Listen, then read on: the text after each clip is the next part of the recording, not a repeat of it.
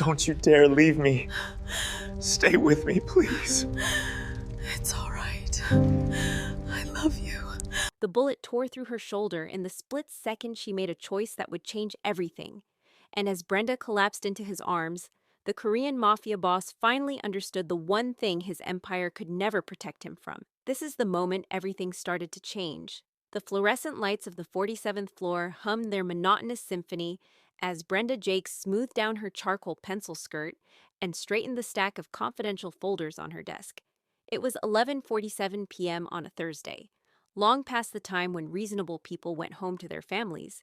But Brenda had learned 3 years ago that working for the Kang Empire meant operating on a different clock entirely, one that ticked to the rhythm of international wire transfers, coded messages, and meetings that never appeared on any official calendar.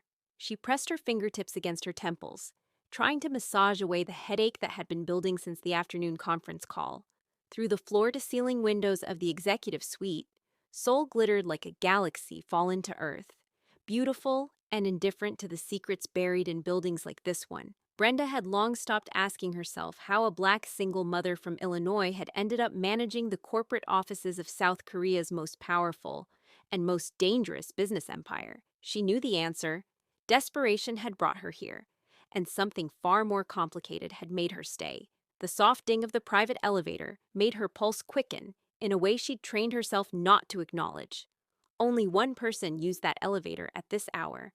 Only one person made the air in the room feel suddenly thinner, charged with the kind of electricity that preceded lightning strikes. Kang Minjai emerged from the elevator, like a shadow gaining substance, 6 feet of controlled lethality wrapped in a bespoke Tom Ford suit that probably cost more than her annual rent. His face could have been carved from marble by an artist who understood that true beauty often came with an edge sharp enough to draw blood.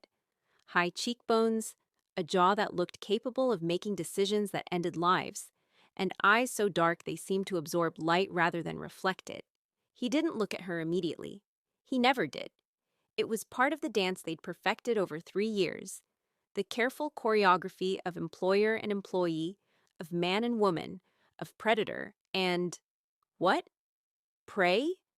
Brenda had never been sure which role she played in whatever this was between them. The Busan Files, he said in that voice that managed to be both velvet and steel. His English was flawless, barely touched by an accent, which somehow made him more dangerous. I need them before the morning call with Tokyo. Already on your desk, Mr. Kang. Brenda gestured toward his private office without standing. She'd learned not to make unnecessary movements around him, not to draw attention to the way her hands sometimes trembled when he came too close. Translated, cross-referenced, and annotated. The discrepancies you asked about are highlighted in red. For the first time since entering, he looked directly at her. It lasted perhaps 3 seconds, just long enough for Brenda to feel the weight of that gaze like a physical touch against her skin. Just long enough for her to remember why she'd implemented her cardinal rule: never, ever let him see what he does to you. You should go home, he said, already moving toward his office. Your son needs his mother. The mention of Caleb, her 7-year-old miracle, her reason for breathing, was like cold water on whatever heat had been building in her chest. This was the other dance they did. He reminded her she had a life outside these walls, and she pretended that life was enough to make her forget the electricity that crackled in the space between them. I'll leave once you've reviewed the files, she said, her voice professionally neutral, in case you have questions. Minjai paused at his office door, his hand resting on the brushed steel handle. For a moment, she thought he might say something else, something that would cross one of the invisible lines they'd drawn around each other. Instead, he simply nodded and disappeared into his sanctuary. Brenda released a breath she hadn't known she was holding. She reached for her phone, checking the time and the 3 messages from her babysitter, Mrs. 1. Caleb asleep. Don't worry, take your time. But time was the one luxury Brenda couldn't afford. Not in this job, not in this life she'd built on the razor's edge between legitimacy and something far darker. Because despite the corporate veneer, despite the legal-looking paperwork and the respectable office address, Brenda knew exactly what the Kang Empire really was. She'd known since her 2nd week, when she'd accidentally opened a file she wasn't meant to see. Since she'd decoded enough conversations to understand that the imports they discussed weren't electronics, and the distribution networks had nothing to do with retail. She'd known since the night she'd watched Minjai wash blood from his hands in the executive bathroom, his face as calm as if he'd been washing away ink instead of evidence. She should have run then. Any sane woman would have grabbed her son and disappeared into the night. But Brenda had learned long ago that sanity was a luxury for people who had choices, and she'd made hers the moment she'd looked into Minjai's eyes that night, and he'd said, with devastating simplicity, "Now you know. The question is, can I trust you?" She'd said yes. God help her, she'd said yes. The sound of shattering glass exploded through the office. Brenda's head snapped up, her heart lurching into her throat. Through the open door of Minjai's office, she could see him standing perfectly still, staring at something on his computer screen. Around his feet, a crystal tumbler lay in pieces, expensive whiskey spreading across the marble floor like blood. "Mr. Kang?" She was on her feet before conscious thought, moving toward his office even as every instinct screamed at her to run in the opposite direction. He didn't turn around. His voice, when it came, was colder than she'd ever heard it. "Get out!" "Sir, what? Get out!" Each word was a bullet. "Go home to your son, Brenda. Now!" The use of her first name, so rare it felt like an intimacy, only amplified the wrongness of the moment. Something had shifted. Something had broken. And in the 3 years she'd worked for Kang Minjai, she learned that when things broke in his world, people bled. "Welcome back, my beautiful family and friends. I have missed you all. Missed all the experiences we've been growing with. It's been a rough ride, but trust me, we're getting everything back and running. So stick around. I need your support on YouTube now more than ever. Thank you specially for sticking around to this very moment. If you're hooked in and you're ready to enjoy this story, click subscribe and let me know in the comments where you're watching from. Because tomorrow, I will be giving you another story just as interesting as this one, and you don't want to miss it. Now, back to the story. But Brenda didn't move. Something in the rigid set of his shoulders, in the way his hands had curled into fists at his sides, kept her frozen in the doorway. "What happened? This doesn't concern you." But his voice had lost some of its edge, replaced by something that sounded almost like fear. No, Kang Minjai didn't fear anything. That's what made him who he was. "Then why can't I leave?" The question escaped before she could stop it, before she could remember her place, her role, the walls they'd so carefully constructed. He turned then, and what she saw in his face stole the breath from her lungs. Rage. Yes, she'd expected that. Minjai wore rage like other men wore cologne. But beneath it, threaded through it like gold through rock, was something raw. Something that looked dangerously close to desperation. "Because," he said, closing the distance between them in 3 long strides, "in approximately 48 hours, someone is going to try to kill me. And if you're anywhere near me when they do, you'll die too." The words hung in the air between them, heavy with implications that made Brenda's mind race. She should feel afraid. She should be calculating the fastest route to her apartment, the quickest way to pack Caleb's things and disappear. Instead, she heard herself ask, "Who?" A ghost of a smile touched his lips. There and gone so fast she might have imagined it. "That," he said softly, "is the wrong question, Brenda." "Then what's the right one?" He was close enough, now that she could smell his cologne, something expensive and understated that probably had a French name she couldn't pronounce. Close enough that she could see the silver threading through the black hair at his temples, the tiny scar above his left eyebrow that she'd always wondered about. Close enough that the air between them felt combustible.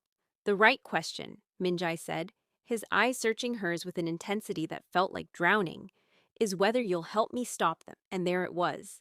The moment Brenda would look back on later and recognize as the point of no return. The moment when she should have said no, should have protected herself and her son, should have chosen the safe path she'd worked so hard to build. Instead, she thought of Caleb's college fund. Fattened by 3 years of Minjai's generous salary, she thought of the private school he attended, the medical insurance that covered his asthma treatments without question. She thought of every time Minjai had asked her to stay late, and every time he'd made sure a car service took her home safely. Every business dinner where he'd seated her at his right hand like she belonged there. Every encrypted file he'd trusted her to handle. Every secret he'd placed in her hands. Have you ever stood at a crossroads where every choice felt both right and wrong at the same time? Drop a comment below. I'd love to hear about your moment of impossible decisions. She thought of the way he looked at her sometimes, when he thought she wasn't paying attention, like she was a riddle he couldn't solve, like she was something precious he didn't know how to hold without breaking. Tell me what you need, Brenda said, and felt the last wall between them begin to crack. Minjai moved to the bar cart near his desk, pouring 2 fingers of whiskey into a fresh glass. His movements controlled, precise, betraying nothing of the storm she'd glimpsed moments before. The man was a master of masks, Brenda had learned. The question was which face he wore was the real one, or if perhaps they all were. 3 years ago, he began, not looking at her. When I hired you, do you know what my advisors said? Brenda remained in the doorway, her arms crossed protectively over her chest. I can imagine. They said I was being reckless, that an American woman, a Black American woman with no family ties to Korea, no connections to our business circles, was a liability, that you couldn't be trusted with the kind of information that flows through this office. He took a slow sip, his eyes distant. They said you were a weakness waiting to be exploited. The words stung, though Brenda had suspected as much. She'd felt the weight of those judgments in every sideways glance from the other executives, in every whispered conversation that stopped when she entered a room. And yet you hired me anyway. I did. Now he turned, and the intensity in his gaze made her breath catch.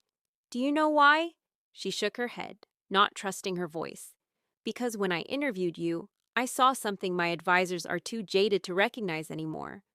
I saw a woman who understood survival, who knew what it meant to protect something more important than yourself. His voice softened almost imperceptibly. You came to that interview with a child's medical bill tucked in your portfolio. It fell out when you pulled out your resume. Do you remember? Brenda's throat tightened. She remembered. Caleb had been 5, and his asthma had landed him in the emergency room for the 3rd time that year. The bill had been crushing, $12,000, that her previous employer's insurance had refused to cover. She'd been mortified when it fluttered to the floor during her interview, certain it would cost her the job. You picked it up, Minjai continued, looked me dead in the eye and said, I have something more valuable than experience, Mr. Kang. I have a reason to be excellent at this job. He smiled, though there was no humor in it. That's when I knew. Knew what? That loyalty born from love is stronger than loyalty born from fear. My men fear me. They obey because disobedience means death. He set down his glass with careful precision. But you would walk through fire not because I commanded it, but because that fire stands between you and your son's future. The truth of his words settled over her like a weight. He'd seen through her from the very beginning, understood the calculations she'd made, the lines she'd been willing to blur, and he'd hired her anyway. Or perhaps because of it. What does this have to do with someone trying to kill you? Brenda asked, though part of her already knew. In Minjai's world, everything connected. Every relationship was a strategy, every kindness a chess move. Everything. He crossed to the windows, his silhouette stark against the Seoul skyline. The Kang Empire wasn't built on legal enterprises, Brenda. You know this. You've known it for years and chosen to stay. I've chosen to feed my son, she corrected. But the distinction felt hollow even as she said it. Have you? He glanced back at her, one eyebrow raised. Is that the only reason you've stayed? The only reason you're here at midnight on a Thursday, instead of home with that son you claim to be protecting? The question hit too close to truths Brenda had spent 3 years avoiding. Yes, the money mattered, the security, the benefits, the future she was building for Caleb. It all mattered. But if she was honest with herself, truly honest, she'd stayed for other reasons too. For the thrill of matching wits with one of the most dangerous men in Asia.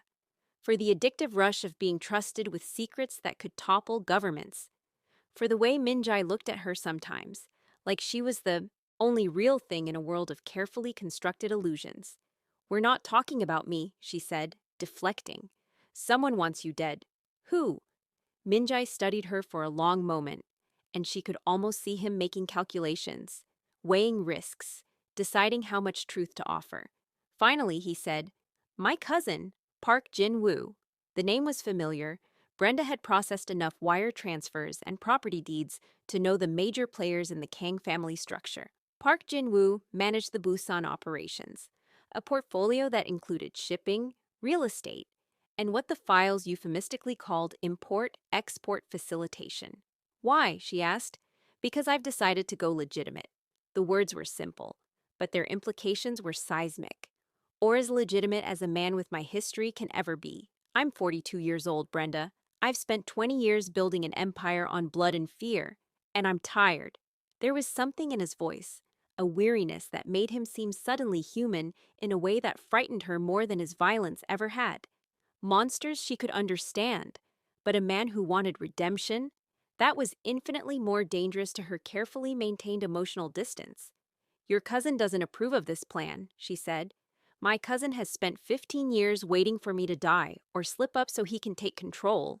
Legitimacy threatens his ambitions. Legal businesses have oversight, accountability, paper trails. The kind of empire Jin-woo wants to build requires shadows. Minjai's jaw tightened. He's been quietly forming alliances with the Yakuza, promising them access to our Korean networks in exchange for backing his coup. A coup, Brenda repeated. You mean? I mean that in 48 hours during the annual board meeting, Jin-woo plans to make his move. He has 6 of the 12 board members in his pocket. If I die during the meeting, an unfortunate accident, a tragic attack by rivals, he assumes control by majority vote within hours. The pieces were falling into place with sickening clarity. You found proof. Intercepted communications. One of my people in Busan is still loyal. He gestured to his computer. The files came through 20 minutes ago. Detailed plans, timelines, the name of the shooter they've hired. His voice went cold. And a contingency list. Contingency for what? For loose ends, people close to me who might ask questions or cause problems during the transition. He turned to face her fully, and the look in his eyes made her blood run cold. You're on that list, Brenda. 3rd name, right after my head of security and my attorney. The floor seemed to tilt beneath her feet. Me? Why, I'm just what? Just my office manager? Minjai's laugh was bitter. You've handled every sensitive file that's crossed this desk for 3 years. You know Bangkok's accounts, property holdings, business associates. You've sat in on meetings with politicians and prosecutors. You translate documents that could send half of Seoul's elite to prison. He took a step toward her. And Jin-woo is smart enough to know that the woman who manages Kang Minjai's affairs knows where all the bodies are buried. Literally, in some cases. Brenda's mind raced. Caleb, Mrs. One, their apartment, everything she'd built, every wall she'd erected to keep her son safe from the darkness of this world. It had all been an illusion. She'd been marked the moment she'd accepted this job. Maybe even before that, the moment Minjai had looked at her across that interview desk and seen something worth protecting. Or worth using. So, what do you want from me? Her voice came out steadier than she felt. You said you needed my help. How can I possibly help you stop an armed coup? Minjai reached into his desk drawer and pulled out a flash drive, holding it up to the light. This contains copies of everything. Financial records, communications, video surveillance from our properties showing Jinwoo's meetings with Yakuza operatives. Enough evidence to destroy him and everyone backing him. Then use it. Expose him before the meeting. It's not that simple.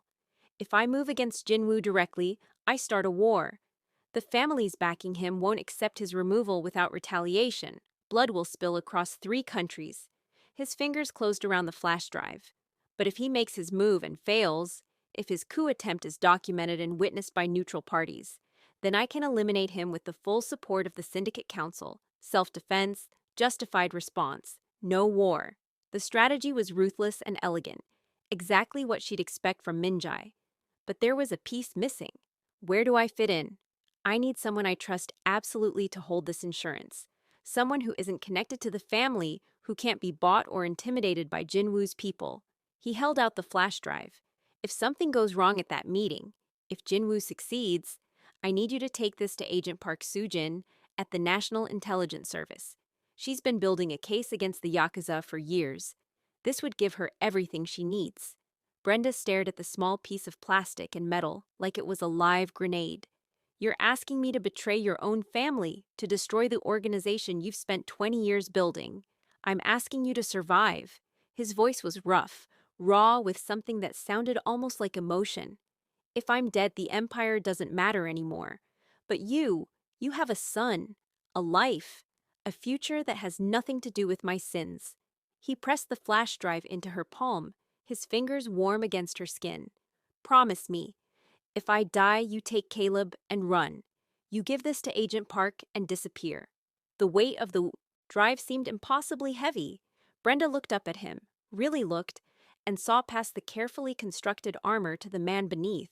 A man who'd killed, yes, who'd built an empire on fear and violence, but also a man who'd hired a desperate single mother and paid for her son's medical care, who sent her home in cars at midnight and never once made her feel unsafe despite the power he held over her. A man who was, she realized with dawning horror, trying to protect her even as his world collapsed.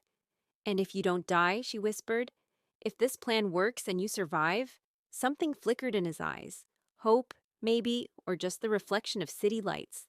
"Then maybe," he said softly, "we can talk about why you really stayed." The air between them felt charged with 3 years of unspoken things, of glances that lasted too long, and touches that were too careful. Brenda had spent so long pretending there was nothing between them but professional obligation, that she'd almost convinced herself it was true. Almost. "I stayed," she said, and her voice was barely audible. "Because my son needs stability. Because you pay well.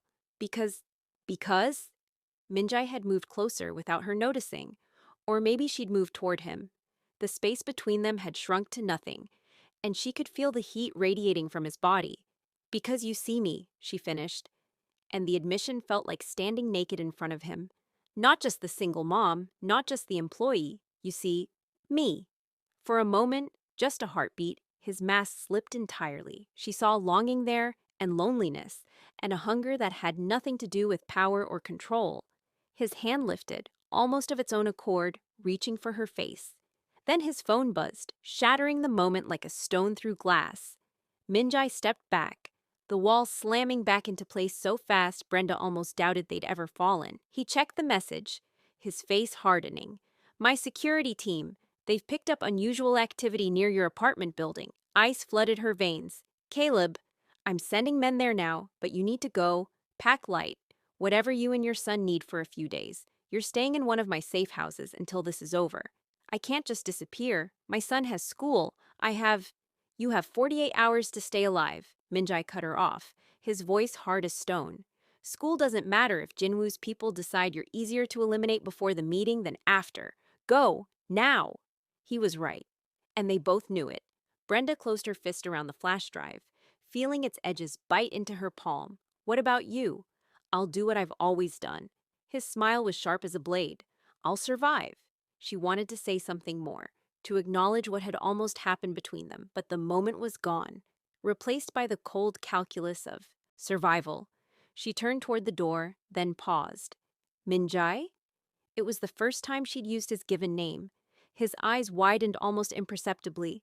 "Don't die," she said simply. His response was quiet, almost too quiet to hear. "I'll try not to." The safe house was nothing like Brenda expected. She'd imagined something sterile and cold, a concrete bunker with barred windows and armed guards. Instead, Minjai's driver had brought them to a modern apartment in Gangnam, all floor-to-ceiling windows and minimalist furniture that probably cost more than her entire yearly salary. Caleb was asleep in the master bedroom, his small body curled around his favorite stuffed elephant. Mrs. Wan had been surprisingly cooperative when Brenda called with a vague story about a work emergency requiring them to relocate for a few days. The older woman had helped pack, asked no questions, and accepted the generous inconvenience fee Minjai's assistant had arranged.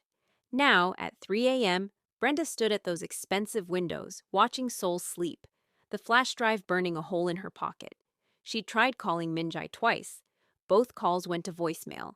Her phone buzzed. Unknown number. Her finger hovered over the decline button, then something made her answer. "Hello? Ms. Jakes." The voice was male, accented, unfamiliar. "We haven't been formally introduced. My name is Park Jin-woo." Every muscle in Brenda's body went rigid. "How did you get this number?" "Please, I have access to everything in my cousin's empire, including his investments. The way he said the word made her skin crawl. I'm calling because I believe we can help each other. I have nothing to say to you. Not even if I told you that Minjai has been lying to you, that the real reason you're in danger has nothing to do with business disputes and everything to do with what you mean to him. Brenda's heart hammered. I don't know what you're talking about. Don't you? Jinwoo's laugh was cold. My cousin is many things, Miss Jakes, but sentimental isn't usually one of them. Yet he's hidden you away like treasure, protected you, paid you triple what your position warrants. Why do you think that is? Because I'm good at my job. Because you're his weakness. The one thing in his entire empire he can't afford to lose. A pause. Did he tell you about his wife? The word hit like a physical blow. His... what? Ah, I see he didn't mention her. Min Seo. Beautiful woman. She died 8 years ago. Car accident. Or so the official report claimed. In truth, she was targeted because someone wanted to hurt Minjai. And they succeeded. Jinwoo's voice softened with false sympathy. He swore he'd never care about anyone again. Never give his enemies that kind of leverage. And yet here you are. Brenda's mind reeled. A wife. Minjai had been married, had loved someone enough to be destroyed by losing her. Here's my offer, Jinwoo continued. Give me what he gave you. The flash drive, the files, whatever evidence he's collected. In exchange, I'll ensure you and your son disappear safely. New identities, new country, enough money to start over. You'll never have to look over your shoulder again. And if I refuse, then you'll die at that board meeting. Not because I want to kill you, Miss Jakes, but because as long as you're alive, you're a threat. You know too much. And my cousin, he sighed, my cousin will watch you die and blame himself, just like he blamed himself for Minseo. The difference is this time, I'll make sure he follows you into the grave shortly after. The line went dead. Brenda stood frozen, the phone still pressed to her ear. A wife. 3 years of working beside Minjai, of late nights and stolen glances, and moments that fell suspended in amber, and she'd never known, had never seen a wedding ring, never heard him mention anyone. But then she'd never asked about his personal life, had never pushed past the professional boundaries they'd maintained. Because asking meant opening doors, and opening doors meant admitting there was something between them worth naming. Her phone buzzed again. This time, it was Minjai. Are you safe? No greeting, just the question. Jinwoo called me. She heard his sharp intake of breath. He knows about the flash drive. He knows I'm here. A string of Korean curses, low and vicious. I'm coming to you. Lock the doors. Don't open them for anyone but me. Minjai, wait. But he'd already hung up. Brenda checked on Caleb.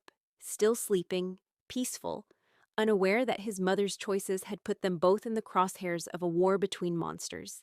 She tucked the blanket around him, kissed his forehead, and whispered a prayer she wasn't sure anyone was listening to. Then she went to the living room and waited, the flash drive in one hand and her phone in the other, for the man with secrets to arrive and explain why she'd never been just an employee at all.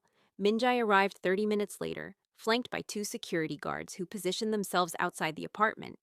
He looked different than she'd ever seen him, his tie gone, his shirt partially unbuttoned, his usually perfect hair disheveled, as if he'd run his hands through it repeatedly. You should have told me Jinwoo made contact immediately, he said, pacing the living room like a caged predator. I'm telling you now. Brenda's voice was sharper than intended. Just like you should have told me about your wife. He stopped mid-stride, his back to her.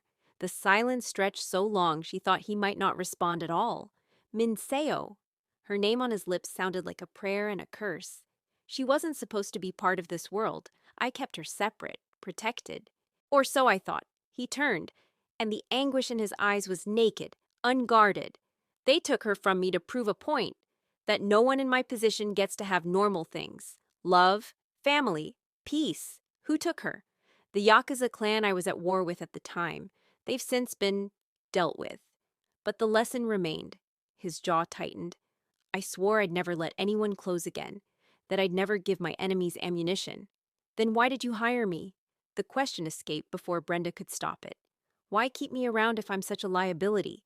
Because I'm apparently a fool who can't follow his own rules. The admission seemed dragged from somewhere deep. You walked into my office with your son's medical bills and your impossible dignity, and I I couldn't look away. The air between them felt electric, dangerous. Minjai, I know what you're going to say, that this is inappropriate, that I'm your employer, that you have a son to think about. He closed the distance between them. But Jinwoo was right about one thing. You aren't just an employee. You haven't been for a long time. Brenda's heart pounded so hard, she thought it might break through her ribs. Then what am I? The reason I'm trying to go legitimate. The reason I wake up and think maybe there's more to life than empire and violence. His hand lifted, hesitant. And this time when he touched her face, she didn't pull away. You're the possibility of redemption I don't deserve. She should step back. Should remember all the reasons this was insane. The danger, the differences between them, the blood on his hands. But his touch was gentle, reverent, and the look in his eyes stripped away every defense she'd built. I have a son, she whispered. But even she could hear it wasn't a rejection. I know, and he deserves better than to grow up with a mother constantly in danger because of me. His thumb traced her cheekbone. That's why you need to take the flash drive and run. Tonight. Let me handle Jinwoo alone. No. Brenda. No. She caught his wrist, holding his hand against her face. You don't get to protect me by pushing me away. I stayed for 3 years knowing what you are, what you do. You think I didn't have chances to leave? Better offers? Safer positions? Her voice cracked. I stayed because somewhere along the way, this stopped being just a job. You stopped being just my employer. Then what am I? He threw her words back at her. The most terrifying mistake I've ever made. She laughed, the sound broken. The man I can't afford to love but can't figure out how to stop caring about. The word, love, hung between them like a lit match near gasoline. For a heartbeat, neither moved. Then Minjai pulled her against him, his arms wrapping around her with desperate strength. And Brenda buried her, face in his chest, and let herself, for just a moment, stop being strong. I won't let Jinwoo hurt you, he murmured into her hair. Or your son, whatever it takes.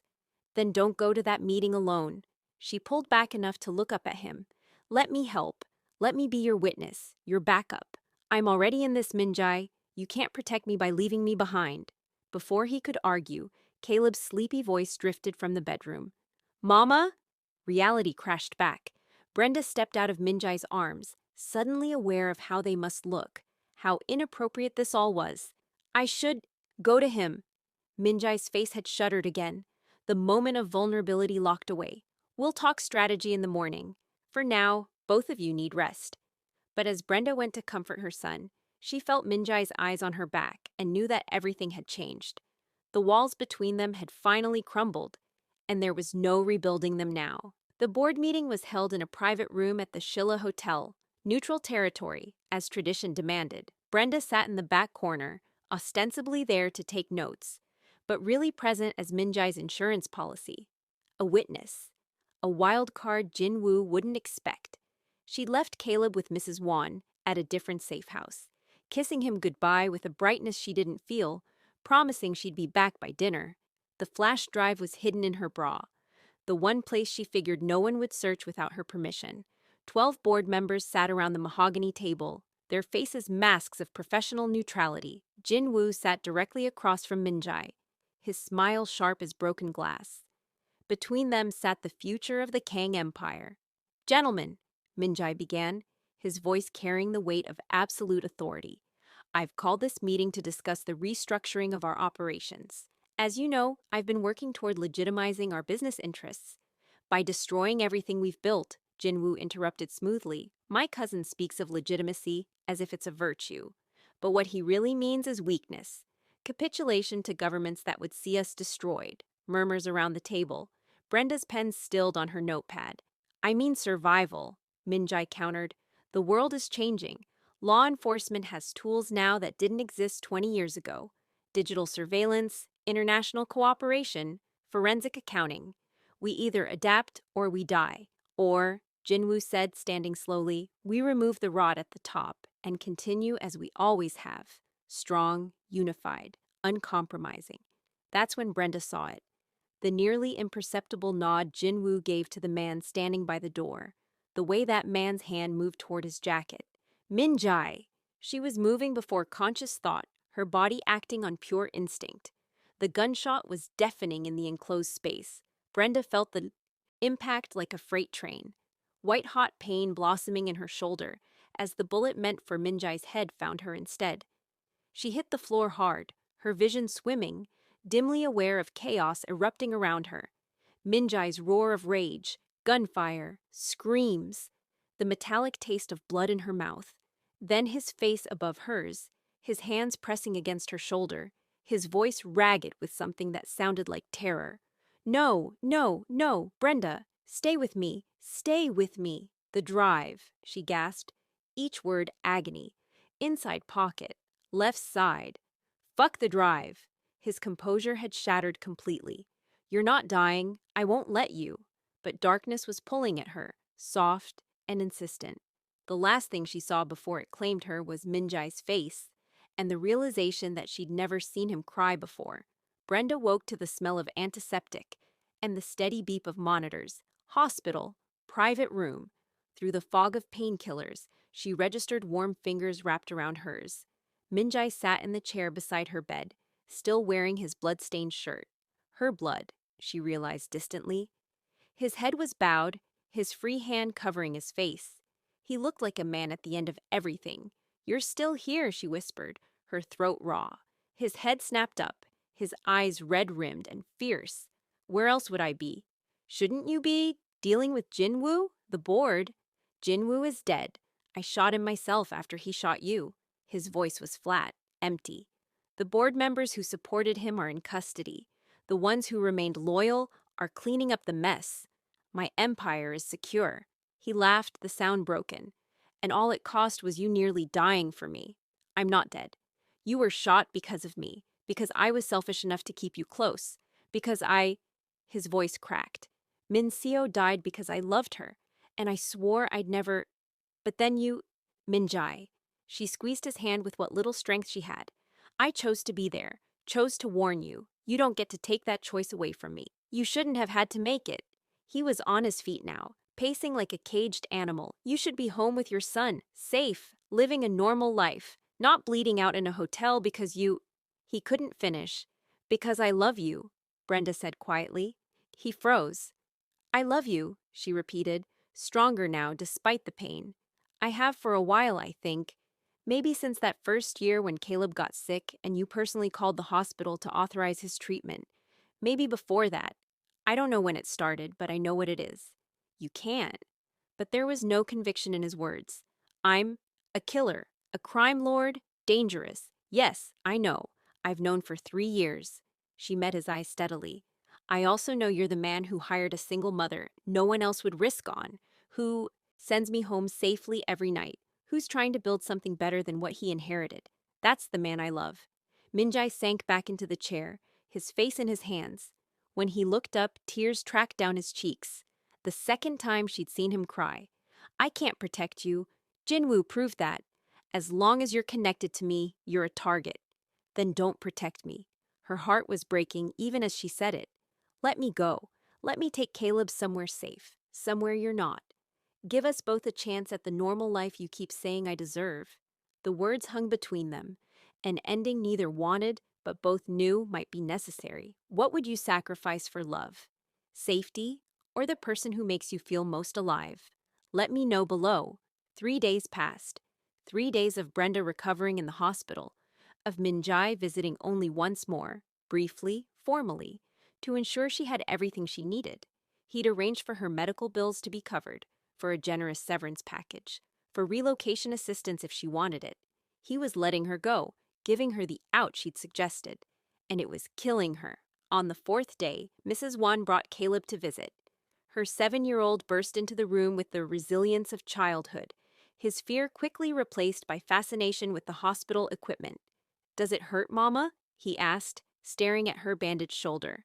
A little, baby, but I'm okay. Mrs. Wan said you were a hero, that you saved someone important. His eyes, so much like his father's, though that man had never bothered to stick around, were wide with admiration. Like a superhero. Brenda's throat tightened. I just did what I had to do. That's what heroes do, though. Caleb climbed carefully onto the bed beside her. They do the hard thing because it's right, even when they're scared. Out of the mouths of babes, Brenda held her son close, breathing in his little boy's smell of soap and playground dust, and realized something fundamental. She'd been trying to protect Caleb by playing it safe, by keeping her distance from Minjai, by building walls. But what kind of lesson was that teaching him? That love wasn't worth the risk? That you should run from the hard things? Her own mother had run, from Brenda's father, from responsibility, from anything difficult. And Brenda had spent her whole life determined to be different, to stay, to fight. When had she forgotten that? After Caleb left, Brenda sat up despite the pain, reached for her phone, and made a call. I need to see him. Tonight, at the office. Minjai stood at his windows, staring out at Seoul like he had the night this all began. He didn't turn when she entered, even though he must have heard her. You should be resting, he said to the glass. I should be a lot of things. Brenda crossed the office, each step sending twinges through her shoulder. But mostly, I should be with you. Now he turned, his expression carefully neutral. Brenda, I know what you're doing. You're pushing me away to protect me. Very noble, very self-sacrificing. She stopped in front of him. Also very stupid. I almost got you killed. No, Jinwoo almost got me killed. You gave me a choice, and I made it. I'd make it again. She reached up with her good arm, touching his face. I love you, Minjai. Not despite the danger, not ignoring who you are. I love you because I see all of it, the darkness and the light, and I choose it anyway. What about Caleb? Caleb deserves a mother who's brave enough to fight for what she wants, who shows him that love is worth the risk. Her voice softened. He also deserves a chance to know the man who's been more of a father figure in 3 years than his biological father ever was. Something broke in Minjai's expression, the last wall crumbling. I don't know how to do this, how to be someone's person. Neither do I. We'll figure it out together. She smiled despite the tears on her cheeks. That's what love is, isn't it? Figuring it out as you go. He pulled her against him, careful of her injury, and buried his face in her hair. I love you, he whispered. God help me. I love you so much it terrifies me. Good, Brenda said, holding him tight. Love should be a little terrifying. 6 months later, the transformation was visible everywhere. The Kang Empire, now officially Kang International Holdings, had divested from its shadow operations. Real estate, legitimate shipping, technology investments. Minjai had kept his word about going legitimate, though Brenda knew the transition wasn't without casualties. Some of his old associates had walked away. Others had been encouraged to find new employment.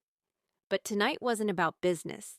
Tonight was personal. Brenda stood in front of the mirror in Minjai's, their penthouse, adjusting the emerald dress he'd chosen for her. Her shoulder had healed, leaving only a small scar she decided not to hide. It was part of her story now, part of them. Mama, you look like a princess. Caleb bounced into the room, already dressed in his little suit.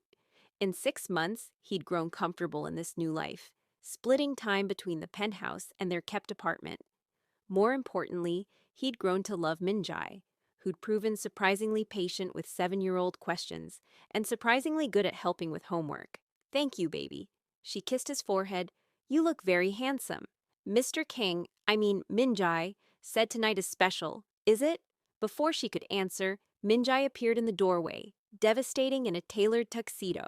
His eyes met hers in the mirror, and the heat in them made her breath catch even after 6 months together. Very special, he confirmed, offering his hand to Caleb. Ready, both of you? The charity gala was being held at the same hotel where Brenda had taken a bullet. Minjai had bought the building 2 months ago and converted it into a center for single parents. Job training, childcare, medical assistance. A redemption project, though he'd never call it that. As they entered the ballroom, cameras flashed. The press had been fascinated by their story. The crime lord going legitimate and the woman who changed him. Brenda had learned to tolerate the attention, though she preferred the quiet moments between them. Midway through the evening, Minjai led her onto the balcony, away from the crowds. Seoul glittered below them, the same view they'd had from his office that night. Everything changed. I have something for you, he said, pulling a small box from his pocket.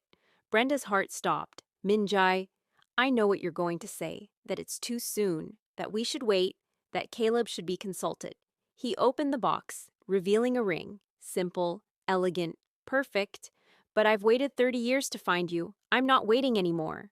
You haven't actually asked me anything yet, she pointed out, laughing through sudden tears. He dropped to one knee, and the great Kang Minjai, former crime lord, current business mogul, the man who'd killed to protect her, looked up at her with absolute vulnerability. Brenda Jakes, will you marry me? Will you let me spend the rest of my life trying to deserve you? Yes. The word came without hesitation. Yes, 1,000 times, yes.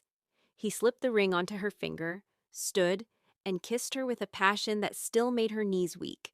When they finally broke apart, she saw Caleb watching from the doorway, grinning.